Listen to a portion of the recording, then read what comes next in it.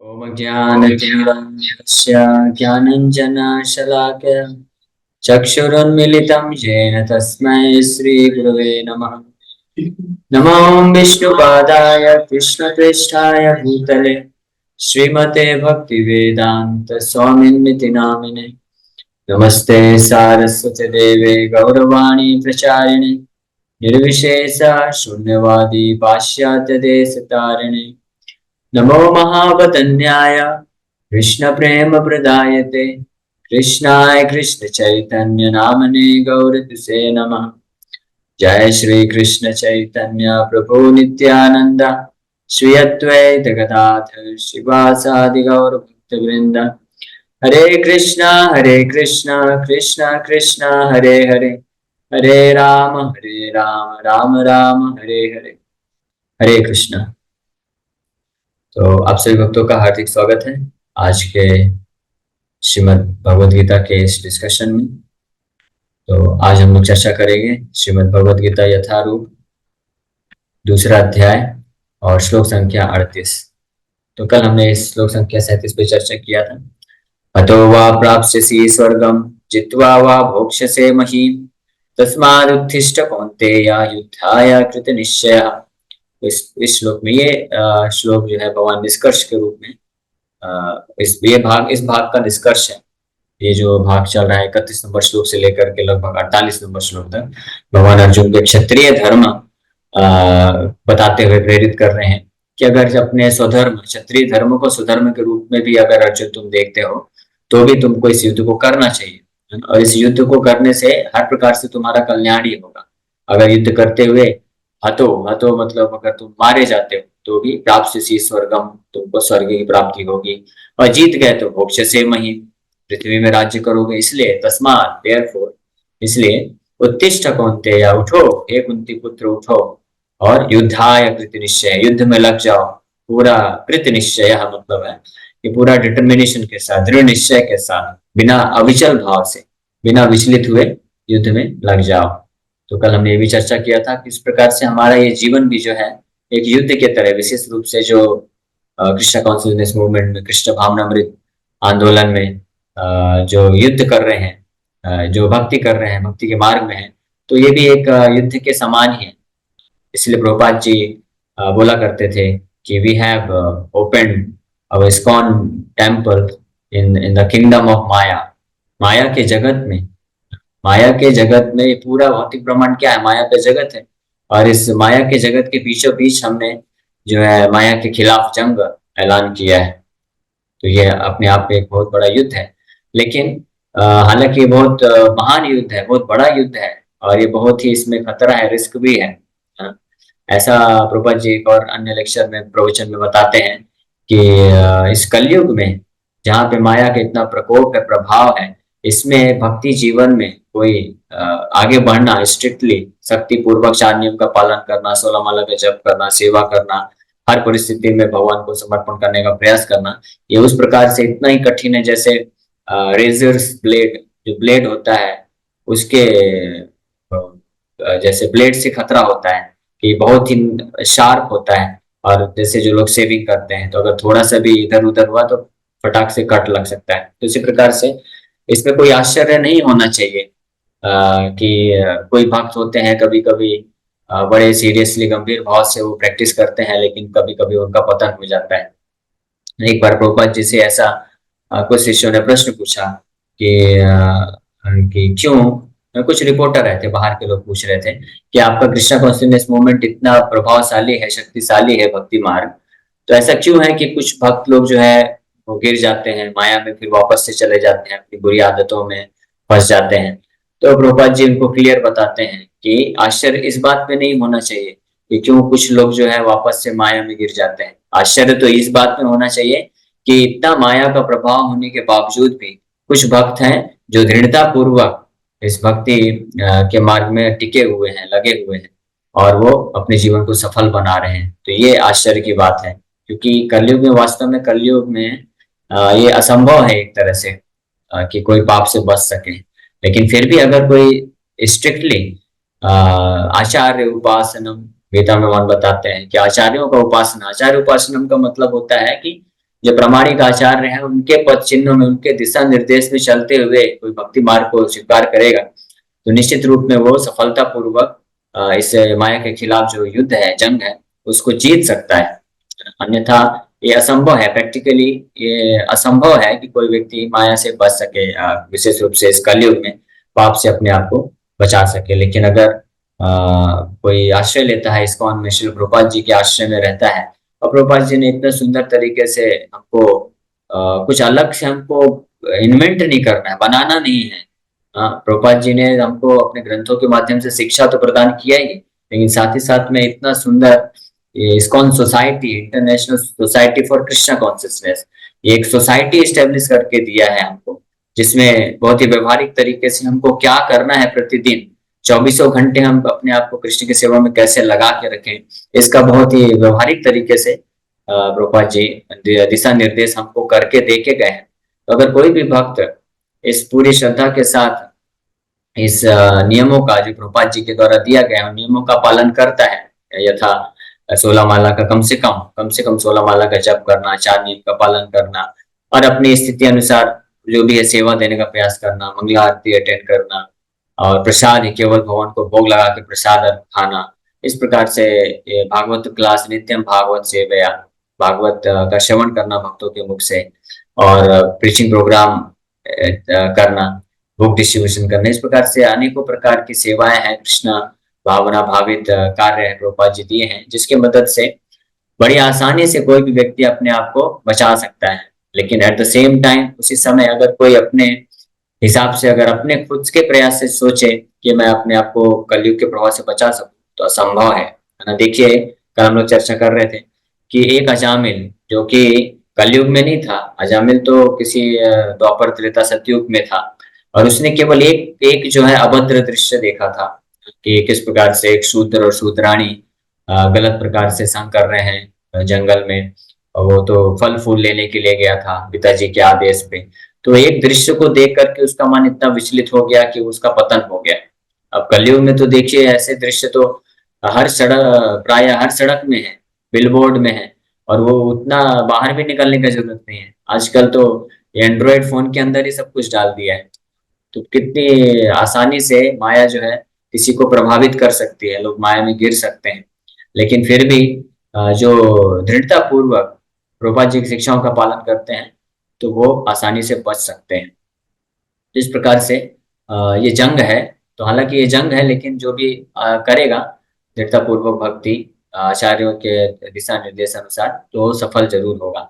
लेकिन फिर भी अगर किसी कारणवश कोई बहुत ही ईमानदारी से, सिंसियरली, गंभीरता के साथ प्रयास करता भी है, लेकिन किसी कारणवश कुछ सालों के बाद या कुछ ऐसा स्थिति आता है कि वो माया में गिर जाता है, उसका पतन हो जाता है, तब भी भगवान बोल रहे हैं हतो वा जीत प्राप्त सी स्वर्गम, फिर भी वो अच्छी गति को प्राप्त करेगा, उसको वापस से जन्म ऐसा मिलेगा जहाँ पे वो भक्ति को, अपने भक्ति के कार्य को आगे बढ़ा सकेगा। और अगर अच्छे से दृढ़ता पूर्वक पालन करते हुए आगे बढ़ता है जीवन में, तो वो तो इसी जीवन में ही भगवत धाम को प्राप्त कर सकता है, इसमें कोई संशय नहीं है। देखिए प्रभुपाद जी इस विषय में बताए कि अगर कोई भी भक्त 16 माला का जप बहुत ही दृढ़ता पूर्वक 16 माला का जप करता है प्रतिदिन, कम से कम 16 माला का जप, और दृढ़ता के साथ 4 नियमों का पालन करता है सख्ती से। 4 नियम क्या क्या है? मांसाहार नहीं करना, जुआ नहीं खेलना, नशा नहीं करना, और पर स्त्री पुरुष संबंध नहीं रखना, और मांसाहार और नशे में चाय कॉफी भी नहीं पीना, प्याज लहसुन भी नहीं खाना, तो और एकादशी का जो व्रत है उसका पालन करना, जन्माष्टमी, रामनवमी, नरसिंह चतुर्दशी, महान आचार्यों के जो आविर्भाव तिरुभाव दिवस होते हैं, तो उनको, उन व्रतों को पालन करना। तो इतना अगर कोई करता है, कोई बहुत कठिन कार्य नहीं है वास्तव में। अगर कोई भक्तों के समाज में रहता है, भक्तों के सोसाइटी में, ये बड़ी आसानी से हो जाता है, इसमें कोई डिफिकल्टी नहीं है। ये सब जो 4 नियम है, 16 माला का जप है, ये उनके लिए डिफिकल्ट होता है, कठिन होता है, जो भक्तों के संग में नहीं रहते। तो भक्तों के संग में रहने का क्या मतलब? ऐसा नहीं है कि भक्तों के संग में रहना मतलब मंदिर में ही रहना पड़ेगा। आप मंदिर के बाहर ही क्यों ना रहते हो, आप घर गृहस्थी वाले हैं, आपका जॉब है, आपको नौकरी करना है, धंधा है, वो कोई दिक्कत नहीं है, वो आप नौकरी कर सकते हैं, धंधा कर सकते हैं, मंदिर के बाहर ही रह सकते हैं, लेकिन चेतना रहनी चाहिए सोसाइटी के लिए, इस्कॉन के लिए, कि हम इस्कॉन के सदस्य हैं, हम प्रभुपाद जी के आंदोलन में हैं, प्रभुपाद जी के अनुयायी हैं, अपने आप को प्रभुपादानुगा समझना चाहिए। प्रभुपादानुगा समझने का मतलब है कि हम अगर श्रीला प्रभुपाद जी के अनुयायी हैं तो उनकी जो शिक्षा है उसका हम पालन करें। तो आप अपने घर पे ही भगवान का विग्रह रखिए और मंगला आरती करिए और गुरु पूजा करिए, माया का कृष्ण के नाम का जप करिए और भगवान को भोग लगा के प्रसाद प्राप्त करिए। और इस्कॉन मंदिर में हफ्ते में प्रयास करना चाहिए, कम से कम एक दिन आकर के सत्संग अटेंड करना चाहिए, भक्तों से मिलना चाहिए। और अभी तो सुविधा है ऑनलाइन कथा के माध्यम से, हम तो प्रतिदिन भगवान के बारे में भक्तों के मुख से हम श्रवण कर सकते हैं और प्रभुपाद जी की शिक्षाओं को और प्राप्त कर सकते हैं। तो इससे हमको नियमित रूप में प्रेरणा बनी रहेगी, तो हम बड़ी आसानी से ये कार्य किया जा सकता है। हालांकि भक्ति के प्रारंभिक जीवन में थोड़ा संघर्ष होता है और वो हर भक्त को थोड़ा संघर्ष का सामना करना पड़ता है, किसी को कुछ महीने के लिए, कुछ सालों के लिए। लेकिन अगर कोई स्ट्रिक्टली रिजिडली, हाँ, प्रभुपाद जी गीता के 6ठे अध्याय के एक तात्पर्य में इस बात का वर्णन करते हैं कि success is guaranteed for a rigid practitioner. अगर कोई दृढ़ता के साथ अभ्यास में लगता है, भक्ति योग के अभ्यास में लगता है, तो जो सफलता है वो गारंटीड है, 100% श्योर, 100% सुनिश्चित मानना चाहिए कि उसको निश्चित रूप से सफलता प्राप्त होगी, अगर वो रिजिड होकर के यानी दृढ़ता पूर्वक शक्ति के साथ प्रयास में लगा रहता है। हार नहीं मानना चाहिए, जुड़ा रहना चाहिए। तो इस प्रकार से अगर कोई जुड़ा रहेगा तो कुछ ही महीने में, कुछ ही सालों में वो देखेगा कि ये सब चीजें जो है बड़ी आसान हो जाती हैं और वो स्वाभाविक रूप से उसका रुचि आएगा भगवान का सेवा में, नाम जप करने में, नियमों का पालन करने में। और इस प्रकार से बस अपने आप को भगवान अपने भक्तों के संग में इस प्रकार से करते जाना है। इस प्रकार से करते करते अगर कोई जीवन व्यतीत कर लेता है तो प्रभुपाद जी गारंटी दिए हैं कि वो निश्चित रूप में इसी जीवन में भगवान के धाम को प्राप्त कर सकता है। लेकिन इसमें बस एक छोटा सा कई बार दिक्कत हो जाता है कि ऐसे भक्त जो शुरू के प्रारंभिक जीवन में, भक्ति के जीवन में तो अच्छा संघर्ष करते हुए तो भक्ति किए और इस प्रकार से वो जो माया के जो प्रभाव है उससे थोड़ा थोड़ा बच जाते हैं, फिर फाइनली ऐसी भी स्थिति में आते हैं कि बड़ी आसानी से वो 4 नियम का अच्छे से पालन कर पाते हैं और भौतिक आसक्ति खत्म हो जाती है या बहुत कम हो जाती है और अच्छे से 16 माला का जप कर पाते हैं। तो कई बार ऐसा स्थिति हो जाता है, हो सकता है कि इसके कारण अहंकार उत्पन्न होता है कि अब मैं माया को जीत सकता हूँ, अब मेरा माया कुछ नहीं कर सकती है, अब मैं अलग से भी अपना खुद से भक्ति कर सकता हूँ, अब मुझे क्या आवश्यकता है। तो इस कई बार ऐसा हो जाता है कि कोई बहुत अच्छे से 16 माला जप कर रहा है, गीता भागवत का अच्छे से शिक्षा भी प्राप्त किया, 1 साल 2 साल 3 साल और सब कुछ समझ गया। अब वो खुद भी कई बार जो भक्त होते हैं अच्छा प्रवचन भी दे देते हैं, वो भी प्रचार करने लग जाते हैं। तो फिर उनको लगता है कि अब मुझे भक्तों के संग का क्या आवश्यकता है। लेकिन ऐसे इस प्रकार से माया जो है उनके हृदय में एंटर कर जाती है और भक्तों से दूर करके फिर वापस से जो है माया में फंसाने का चांस रहता है। इसलिए कभी हमको नहीं सोचना चाहिए। प्रभुपाद जी इस विषय में भी एक प्रवचन में बहुत बड़े स्पष्ट रूप में बताते हैं कि by the mercy of Lord Chaitanya Mahaprabhu की कृपा से आप सबका उद्धार हुआ है। अब आप जो है भगवान के भक्ति कार्य में लगे हुए हैं और इसी तरह से लगे रहना चाहिए, भक्तों के संग में रह के सेवा करते रहना चाहिए। कभी ये मत सोचिए कि अब आप you have become advance devotee, आप बहुत उन्नत भक्त बन गए हैं। आप तो कभी ये नहीं सोचना चाहिए कि अब तो मैं डेली 25 माला कर लेता हूँ या एकादशी को 64 माला 100 माला भी जब कर लेता हूँ। तो अब जो है थोड़ा कथा नहीं भी अटेंड करेंगे, ठीक है, दिन में एक कभी कभी नहीं भी क्लास में आएंगे, ऑनलाइन क्लास या कोई भी सत्संग प्रोग्राम है, भक्तों का संघ है, वो हम नहीं भी अटेंड करेंगे तो इतना कोई दिक्कत नहीं है। अब माया हमको कुछ नहीं कर सकती, अब तो हमको पता है कि हरे कृष्ण हमको जप करना है। लेकिन आप इस बात पे विश्वास रखिए, ऐसे बहुत सारे केसेस हुए हैं जहाँ पे कोई भक्त, देखिए हम अगर माया से अपने आप को बचा पाते हैं तो हमारी योग्यता नहीं। हम जब भगवान के और प्रभुपाद जी के आश्रय में रह के, भक्तों के संग में रह के हम जब भक्ति के नियमों का पालन करते हैं तो उसके प्रभाव से हम जो है माया के प्रभाव से मुक्त हो पाते हैं। तो इसमें हमारा योग्यता नहीं। इसीलिए अगर हम ऐसा विचार करेंगे कि अगर अभी तो मैं अच्छे से भजन भक्ति कर लेता हूँ तो अब माया मुझे परेशान नहीं कर सकती है, तो अब भक्तों का संग क्या आवश्यकता है। तो हम अगर उस चीज को छोड़ देंगे जिसके कारण हमको बल मिला था कि हम माया से अपने आप को मुक्त कर पाए थे, तो अगर हम वापस से उन चीजों को छोड़ देंगे तो वो बल भी नष्ट हो जाएगा और फिर हम वापस से उसी भौतिक जीवन में फंस सकते हैं, जिसको बोलते हैं पुनर्मुषिका भवा। तो ये नहीं होना चाहिए। इसके लिए हमको विशेष ध्यान रखना चाहिए कि हम नियमित रूप से श्रद्धा पूर्वक जो है हमको लगे रहना चाहिए। इसके कई अनेकों उदाहरण हैं। जैसे वृंदावन में प्रभुपाद जी बताते हैं, एक माता जी हैं जो डेली सुबह उस ब्रह्म मुहूर्त के पहले उठ करके राधा दामोदर जी की सेवा के लिए यमुना से पानी लेके आती थी। ठंडी हो, गर्मी हो, बरसात हो, कैसा भी सीजन, उनका ये सेवा रहता था कि डेली पानी लेके जाती थी। और बुढ़ापा भी हो गया था तब भी वो लेके जाती थी। रूपा जी बोले फॉर दिस वन वन जो है अनडेविएटेड सर्विस, इस प्रकार से जो लगन के साथ इन्होंने सेवा किया उसके लिए उनको भगवत धाम की प्राप्ति होगी। उन्होंने ये कभी नहीं सोचा कि मैंने तो इतने साल से अभी तक राधा दामोदर का इतना सेवा किया है, अब बुढ़ापा हो गया, अब नहीं भी करूंगी तो ठीक है, अब तो वृंदावन धाम में ही है, यहीं पे शरीर छोड़ेंगे और के धाम को प्राप्त करेंगे। जो उन्नत भक्त होता है उसका लक्षण क्या है, 5वें स्कंद में ऋषभ देव भी बताते हैं इसके बारे में।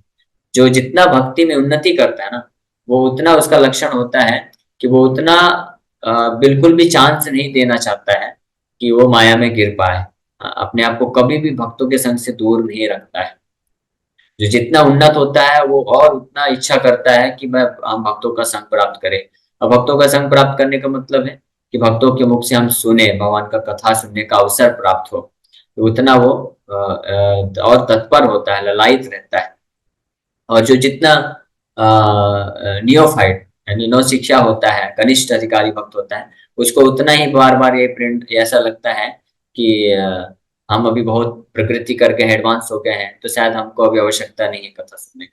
तो इस प्रकार से प्रभुपाद जी उस प्रवचन में अपने सभी शिष्यों को, और केवल शिष्यों, उन शिष्यों को ही नहीं, उनके माध्यम से हम सभी जितने भी फॉलोअर्स हैं इस्कॉन के, आगे आगे 10,000 साल तक जो भी आएंगे, उन सबको ये शिक्षा कर देते हैं कि कभी हमको ये विचार मन में नहीं लाना चाहिए और कभी भी हमको भक्तों का संग नहीं छोड़ना चाहिए।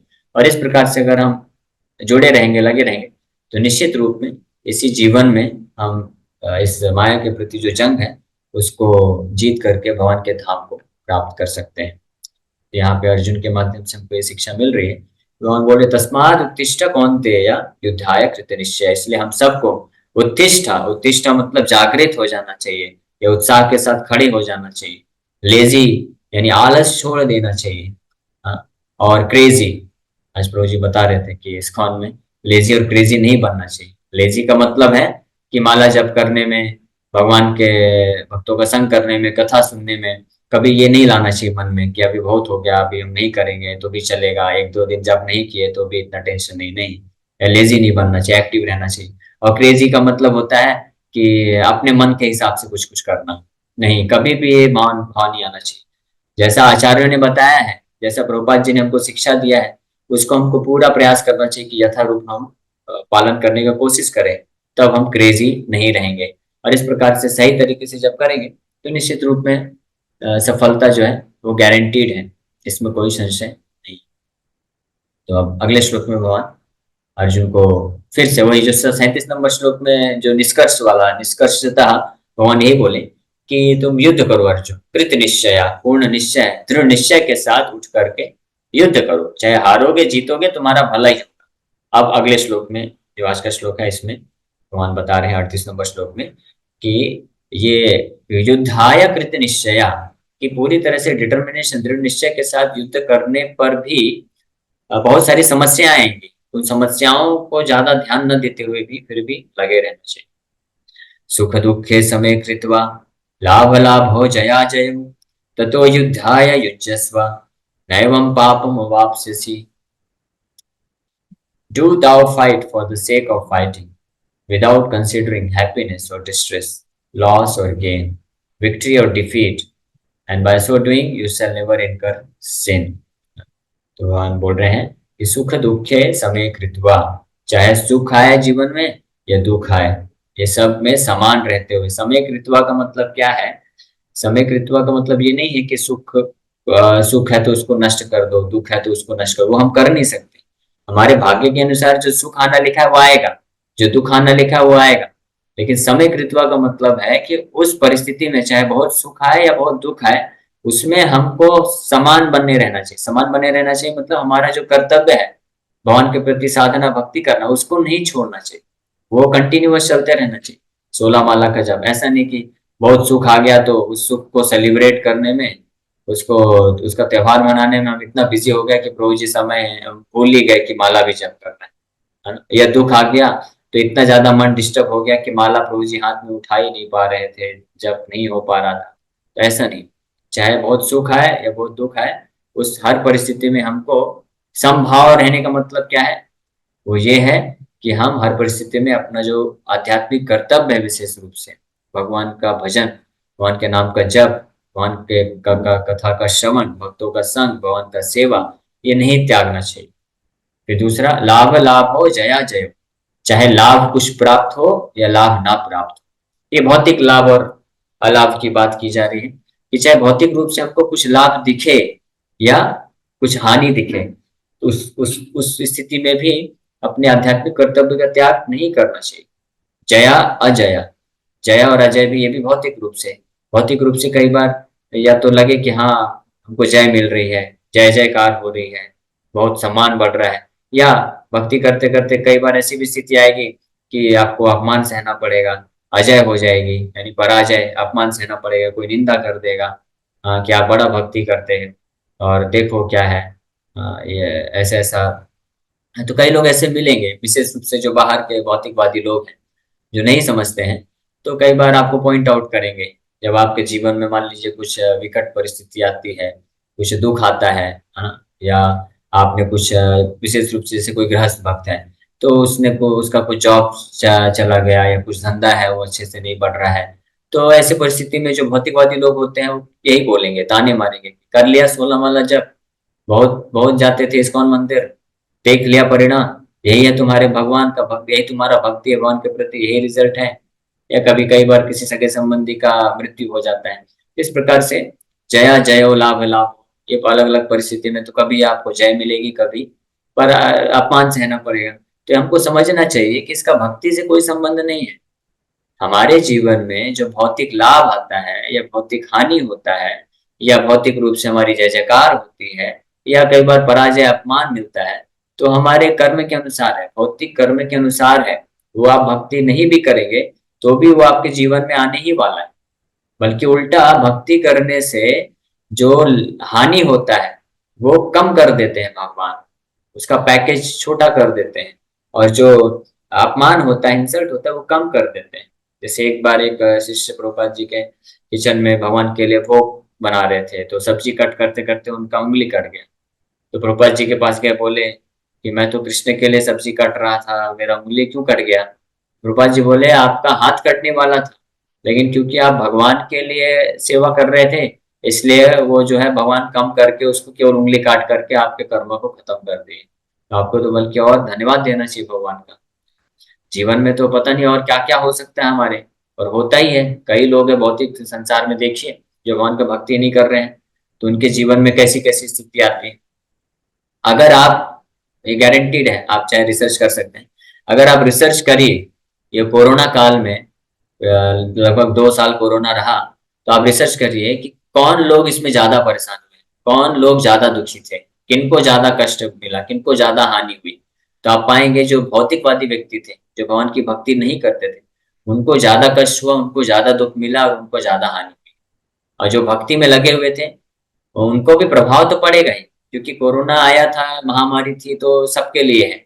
तो भक्तों के जीवन में भी कुछ प्रभाव पड़ा, लेकिन प्रभाव बहुत कम दिखा पाया। भक्तों को कम दुख हुआ, कम कष्ट मिला और कम हानि हुई है, ये प्रमाण है। आप रिसर्च कर लीजिए, भक्तों से मिल लीजिए, पूछ लीजिए।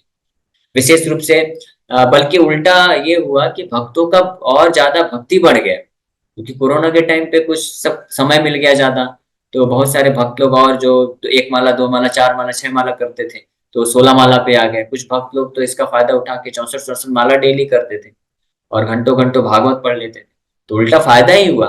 भले ठीक है भौतिक रूप से कुछ नुकसान हुआ, और वो भी नुकसान जो भौतिकवादी व्यक्ति हैं उनसे कम ही हुआ, भक्तों का ज्यादा नुकसान नहीं हुआ। भक्तों का फिर भी भगवान पालन अच्छे से पालन पोषण किए, कुछ कमी नहीं रखे, लेकिन आध्यात्मिक रूप से उनका प्रकृति हो गया। जिस प्रकार से हम प्रैक्टिकल देख सकते हैं, व्यवहारिक रूप से देख सकते हैं, ये कोई ऐसा थ्योरी नहीं है। और कई भक्त लोग जानते भी होंगे, अपने अपने जीवन में आप देखिए कि जब जो भी भक्ति करने प्रारंभ किए हैं, तो जब आप भक्ति नहीं करते थे किस प्रकार से भौतिक जब दुख आता था, या कुछ ऐसा कष्ट मिलता था, तो उसका कैसी उसमें आपकी कैसी स्थिति होती थी। और भक्ति से जब आप जुड़े तो भौतिक दुख और कष्ट तो आता ही है, कुछ ना कुछ आपदाएं या कुछ ना कुछ विपत्ति तो आती है। लेकिन भक्ति करते रहने से जब ये दुख आता है तो उस समय आपकी स्थिति कैसी है, तो आप पाएंगे कि आप भक्ति से जब से आप भक्ति से जुड़े हैं, तो वो दुख भले ही आते हैं आपको ज्यादा प्रभावित नहीं कर पाते हैं, और दुख भी जो है कम मात्रा में आता है। ये एक फैक्ट है, तथ्य है। आप जाके इसको देख सकते हैं, अपने खुद के जीवन में देखिए, और भी लोगों को पूछ सकते हैं। एटलीस्ट मैंने तो अपने जीवन में ये अनुभव किया है, हाँ, कि कैसे भक्ति के पूर्व जो है जब दुख आता था तो किस तरह से मन ज्यादा अशांत होता था। अभी भी कुछ ना कुछ लाभ लाभ हो, जया जय हो, ये सब चलता रहता है। कोई लोग गुणगान करेंगे और कुछ लोग इंसल्ट करेंगे, अपमान करेंगे, लेकिन दोनों का ऐसा कुछ इतना जो जैसा पहले प्रभाव पड़ता था अभी नहीं पड़ता। इस प्रकार से यहाँ पे भगवान ये शिक्षा दे रहे हैं कि हमको जो हमारा आध्यात्मिक कर्तव्य है, भक्ति है, वो किसी भी परिस्थिति में नहीं त्यागना चाहिए। चाहे भौतिक रूप से सुख दुख मिले, लाभ लाभ लाभ हानि मिले, जय पराजय हो, तभी भी ततो युद्धाय युज्यस्व। ततो मतलब देयर आफ्टर, उसके बावजूद भी युद्धाय युज्यस्व। हाँ, आप अपने आप को लगाओ युद्ध में, only for the sake of fighting, मतलब युद्ध करने के लिए ही युद्ध में लगाओ। लाभ हानि, जय पराजय, सुख दुख के बारे में विचार मत करो। यानी भक्ति हमको करना है किस उद्देश्य से? कुछ प्राप्त करने के लिए नहीं, लाभ हानि सुख दुख जय पराजय के लिए नहीं। भक्ति करना है भक्ति करने के लिए, भगवान की प्रसन्नता के लिए, भगवान चाहते हैं उसके लिए। और इस प्रकार से इस चेतना में कोई लगा रहेगा तो भगवान बता रहे हैं नए न एवं पापम भवाप से, निश्चित रूप में किसी भी प्रकार के पाप को कभी प्राप्त नहीं करेगा, वो पाप से पूरी तरह से मुक्त हो जाएगा। तो अर्जुन का जो प्रश्न था, इस युद्ध को करने से पाप लगेगा, भगवान बारंबार इस भाग में उस जो तर्क का खंडन कर रहे हैं कि युद्ध करने से अर्जुन पाप नहीं लगेगा, युद्ध ना करने से तुमको पाप लगेगा। इस प्रकार से उन्होंने यहाँ पे क्लियर किया। तो इसी के साथ हम लोग यहीं पे विराम करते हैं, समय हो गया है। कल हम लोग इस श्लोक पर और थोड़ा चर्चा करेंगे, इसका तात्पर्य पढ़ करके। हरे Krishna, thank you very much. आप सभी लोग आए और आपने विनम्रता पूर्वक श्रवण किया। हरे कृष्ण।